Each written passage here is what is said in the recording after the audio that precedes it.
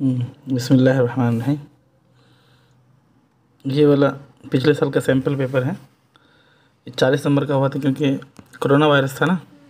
इसको पढ़ते हैं, उसके बाद फिर और क्वेश्चन टाइम बचेगा तो और दूसरा पेपर करेंगे। इसको देखिए।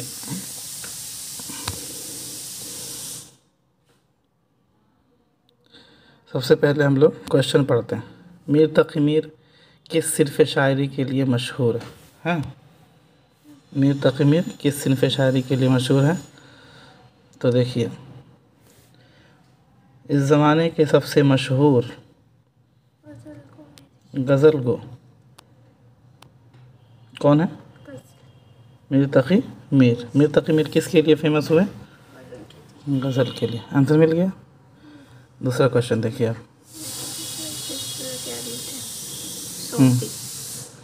मीर तक़ी मीर के वालिद किस तरह के आदमी थे?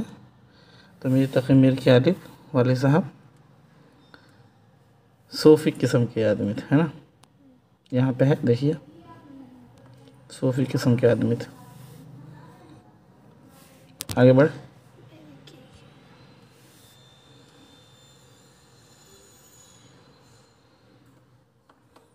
उसके बाद तीसरा नंबर क्वेश्चन देखिए। मीर की उम्र उस वक्त क्या थी जब उनके वालिद का इंतकाल हुआ? तो देखिए, उस वक्त उनकी उम्र, ये देखिए सेकंड लाइन में, अभी 11 यहाँ पे मिला। मीर की उम्र 11 बरस की थी। ठीक है, 11-12 साल लिखा। वही 11-12 साल। अक्सर किताबों में 11 साल, लेकिन उन्होंने 11-12 साल कहा है। कोई बात नहीं, दोनों लिख देना 11-12। मीर के सौतेले भाई ने उनके साथ कैसा सलूक किया था? यहाँ पे देखिए, मिल जाएगा आपको। मीर के सौतेले भाई ने उन्हें बहुत तकलीफ़ दी थी। मिला। तीसरे लाइन में, तीसरा पैराग्राफ देखो। आगे बढ़े। 5वां नंबर देखिए। मीर की फ़ारसी सवानेह उमरी का नाम क्या है?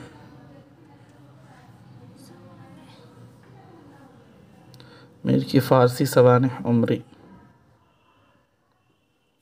यहाँ पे देखिए, उन्होंने अपनी फ़ारसी सवानेह उमरी ज़िक्र मीर के नाम से बड़े दर्दनाक ढंग से ज़िक्र किया। मिला। 1 2 3 4 चौथे लाइन में देखिए, मिला। यही है। सवानेह उमरी किस नाम से है? ज़िक्र मीर के नाम से।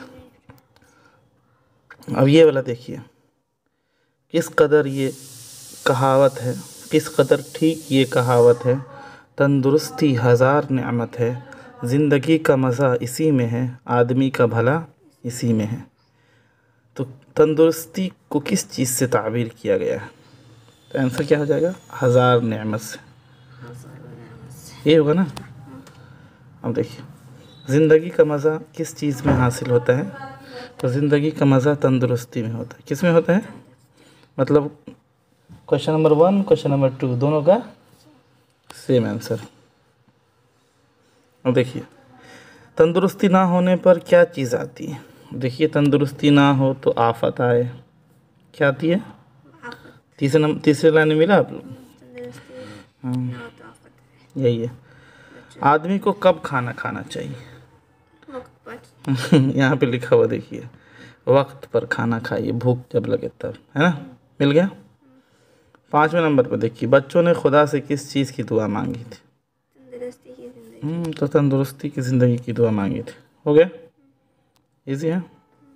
अब देखिए, मंदरजा झेल दरसी इख्तिबास में से किसी एक का इंतखाब कीजिए, उसके सवालों के जवाब दीजिए। 2 दरसी इख्तिबास है, तो हम लोग दोनों पढ़ लेते हैं। क्या दोनों सिलेबस में है इस साल? सबसे पहले क्वेश्चन पढ़ते हैं। क्वेश्चन में है, दिल्ली के तख्त पर बैठने वाली पहली मलिका कौन थी?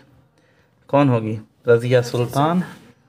आंसर तो देखने से पहले तुमको पता होगा ये तो। दिल्ली के तख्त पर बैठने वाली पहली मलिका रज़िया सुल्तान थी। किसके बेटे थे? अल्तुतमिश की। वो नालायक कल आया था तो कह रहा था अल्तुतमिश दिल्ली के बादशाह अल्तमश ने अपना जानिश किसे मुकर्रर किया? रज़िया सुल्तान। और रज़िया सुल्तान ने अपनी जगह नशनी के लिए का नाम अपने भाई को दिया था। रज़िया सुल्तान ने अपनी जगह जाननशीनी के लिए किसका नाम पेश किया था? अपने भाई का। देखते हैं तो बाप अल्तमश की वफ़ात के बाद ये तो हो गया, और आखिरी दिनों में वो जानता था कि बेटी आयश पसंद है, बेटी के अलावा कोई और हुकूमत चलाने की सलाहियत नहीं रखता। उसने अपने आखिरी दिनों में चांदी के सिक्के पर रज़िया का नाम भी शामिल कर लिया था। तुतमिश की वफ़ात के बाद दरबार में वज़ीर ने जब बादशाह की वसीयत पढ़कर सुनाई तो तुर्क अमीरों ने यह पसंद नहीं किया कि एक औरत दिल्ली के तख्त ताज की मालिक हो। रज़िया ने देखा तो अमीरों से कहा कि मेरे औरत होने पर एतराज़ है तो मैं अमन की खातिर अपने भाई रुकनुद्दीन का नाम पेश करती। यहाँ पे मिला नाम है ना भाई का। किसको पेश किया था? भाई को। भाई का क्या नाम था? रुकनुद्दीन। अपनी रज़िया सुल्तान ने अपनी जगह जाननशीनी के लिए रुकनुद्दीन का नाम पेश किया था। 5वां सवाल देखिए, अल्तमश कहीं पे दिया है अल्तमश, कहीं पे दिया अल्तुतमिश, बहुत ही नालायक है।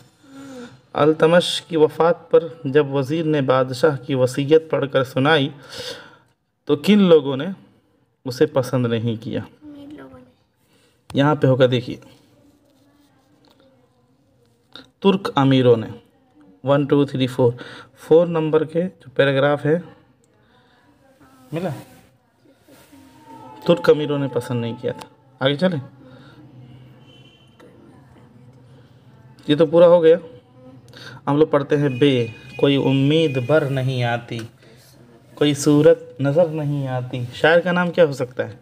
मौत का एक दिन मुअय्यन है, मौत का एक दिन मुतअय्यन है, नींद क्यों रात भर नहीं आती। आगे आती थी हाले दिल पे हंसी, अब किसी बात पर नहीं आती। है कुछ ऐसी ही बात जो चुप हूँ वगरना क्या बात कर नहीं आती। काबे किस मुँह से जाओगे गालिब, नाम आ गया, शर्म तुमको मगर नहीं आती। इस गज़ल का मतलब लिखिए। मतलब फर्स्ट को बोलते हैं ना। हाँ, कोई उम्मीद बननी आती, कोई सूरत नहीं। तो इसमें मतलब फर्स्ट 1 2 3 4 5, तो मतलब कौन है इसमें? ये ऊपर वाली पहली लाइन, कोई उम्मीद बर नहीं आती, कोई सूरत नज़र नहीं आती, यही मतलब का शेर है। बनाने से क्या मुराद है? उम्मीद, ये तो हम बताएं भी है, उम्मीद बर ना आना से क्या मुराद है? उम्मीद बर ना आना मतलब मुराद पूरी ना होना। उम्मीद बर आएगा तो मतलब मुराद पूरी हो जाएगी। उम्मीद बर ना आना मतलब उम्मीद पूरी नहीं होना। शायर को क्यों रात भर नींद नहीं आती है? मौत के खौफ से। मौत क्या हो? काबे किस मुँह से जाओगे गालिब, शर्म तुमको मगर आएगी। आगे आती थी हाल दिल पे हंसी, इस मिसरे में आगे क्या माना है? अब किसी बात पर नहीं आती मतलब पहले खुद मेरे अपने हालात पर देखकर। हेलो, हाँ सिस्टम। हम लोग स्टार्ट करते हैं आगे। तो इसमें क्या था? आगे आती थी हाल दिल पे हंसी, अब किसी बात पर नहीं आती। इस मिसरे का आगे मिसरा मतलब लिखिए। तो आगे का मतलब ये होगा कि पहले ख़ुद अपने ही हालत को देख करके मुझे हंसी आती थी कि मैं कितना गरीब हूँ, कितना परेशान हाल हूँ, कितना मुझ पर मुसीबतों का पहाड़, लेकिन अब मुझे हंसी भी नहीं आती। अब किसी बात पर नहीं आती, हंसी नहीं आती। आगे बढ़ें। इस गज़ल में मक्ते का शेर कौन सा है? तो जो 5वां शेर होता है वो क्या होता है? मक्ते का होता है। तो जिसमें शायर का नाम होता है वो कौन सा शेर होता है? मक्ते का शेर होता है। इसको लिख देना, ठीक है। आगे बढ़ें। इसको पढ़ाने के बाद याद दिलाना, आप लोग को तलमीह तशबीह सारा बताना है। भूल गए थे तो भी नहीं बताइए, ठीक है। अब देखिए, मंदरजा झेल सवालों में से इन सवालों के जवाब देना। इसमें की कितनी किस्में होती हैं? कौन कौन सी? वेरी गुड, 2 नंबर मिल गया। दर्ज झेल मुहावरों के माना बताइए, जुमलों में भी इस्तेमाल कीजिए। खोपड़ी में ना समाना। खोपड़ी में ना समाना, जब बात समझ नहीं आती है। बात समझ में ना आना, इसको किस तरह सेंटेंस में इस्तेमाल करेंगे? तुम्हारी खोपड़ी में ये बात क्यों समझ में नहीं आती? मैं कितनी मर्तबा तुम्हें इस काम को करने से मना कर चुका हूँ, है ना? आब होना, शर्मिंदा होना, पानी पानी हो जाना। हाँ, तो कहते हैं हामिद को अपनी गलती मालूम होते ही वो आब हो गया, मतलब शर्मिंदा हो गया। आँख का तारा होना, प्यारा होना। मुंतशा तो आँख अपने माँ बाप की आँखों की तारा है। हो गया? आगे बढ़े। मतला किसे कहते हैं? मिसाल भी दे दी है। मक्ता, हाँ, मक्ता किसे कहते हैं? तो गज़ल के आखिरी मिसरे को क्या कहते हैं? मक्ता कहते हैं। और जैसे एग्ज़ाम्पल यहाँ से देखिए, एग्ज़ाम्पल यहाँ से दे दीजिएगा। काबा किस मुँह से जाओगे गालिब, शर्म तुमको मगर नहीं आती। ठीक है, आगे बढ़ें। हाँ, इकबाल की नज़म निगारी की खूबियाँ इख्तिसार के साथ बयान कीजिए। तो इकबाल के बारे में आपको लिखवाए हैं। इकबाल उर्दू के सबसे बड़े शायर हैं। उन्होंने बच्चों के लिए नज़में और कहानियाँ भी लिखी हैं, और छोटी छोटी नज़में और कहानियाँ लिखी हैं जिसमें बच्चों को नसीहत की है, तरबियत के लिए, और बहुत अच्छी हैं। बच्चों को उससे दीन इस्लाम की चीज़ें भी मालूम चलती हैं। 1879 में पैदा हुए थे। ठीक है। उन्होंने बच्चों के लब पे आती है दुआ बन के तमन्ना मेरी, और दूसरी बहुत सारी नज़में लिखी है। हाँ, इकबाल की। आगे बढ़े।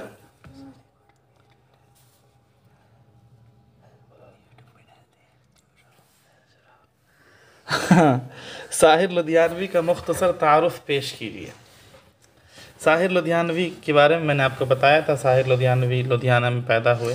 सर, मीर तकी मीर का मरकज़ी ख्याल क्या होगा? मीर तकी मीर के ज़िंदगी का क्यों नहीं, वो आया था पीटी बोर्ड में। उनका मरकज़ी ख्याल क्या होगा? उनकी लाइफ पे नहीं आता होगा। देखिए सर, दिखा रहे हैं। अगला सैंपल कहाँ गया? CBSE का। तो देखिए, साहिर लुधियानवी के ऊपर एक नोट लिखवा दिए, शायद देख लीजिएगा। उर्दू के किसी मशहूर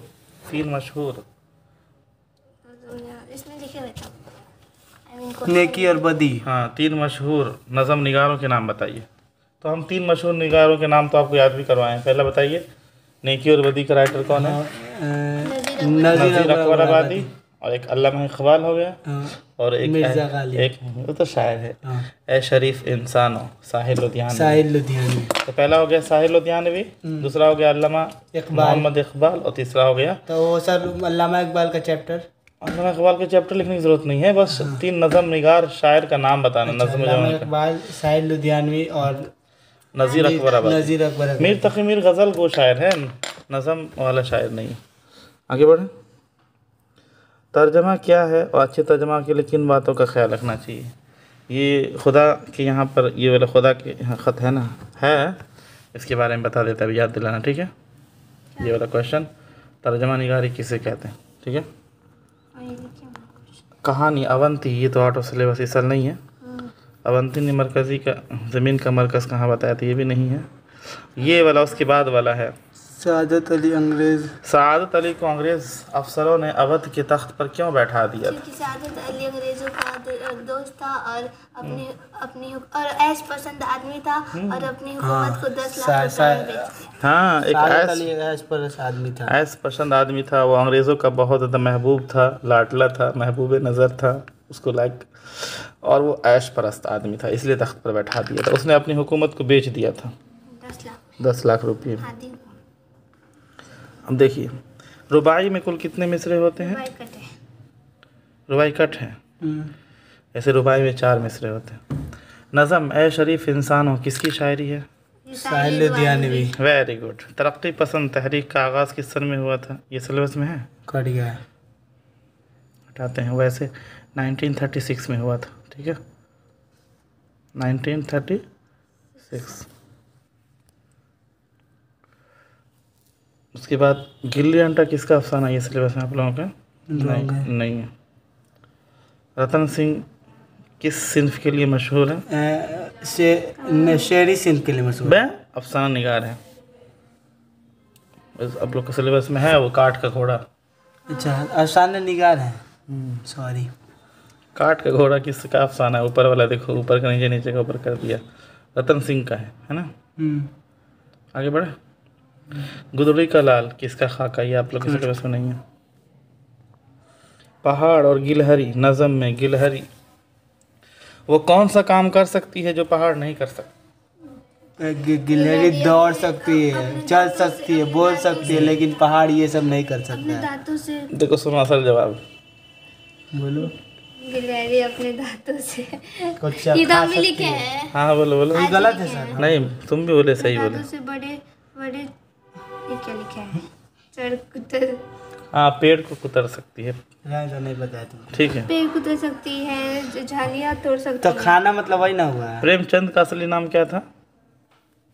प्रेमचंद का असली नाम धनपत राय था। क्या नाम था। कट है। अच्छा वो तकल्लु, अच्छा वो वाला था ना। काट दीजिए इसको। हाँ ठीक है। ये कट इस साल सिलेबस में नहीं है। मिर्ज़ा गालिब के दो खुतूत का मजमूआ, ये तो एग्ज़ाम में आएगा, ये 100% इस साल भी आएगा। बताइए क्या है। मिर्ज़ा गालिब का दो खुतूत के मजमूए का नाम बताइए। तो हम बता देते हैं, एक का नाम है औदे हिंदी, औदे हिंद है सर। औदे हिंदी, और एक का नाम है उर्दू मुअल्ला। उर्दू मोहल्ला औदे हिंदी। दो खत। ये बहुत फेमस क्वेश्चन है, हर साल आता, रिपीट होता है। आगे बढ़े। उर्दू औदी हिंद और उर्दू मोहल्ला। उर्दू मुअल्ला, ये 80 नंबर का नहीं था, 40 नंबर का था, इसलिए कंप्लीट हो गया।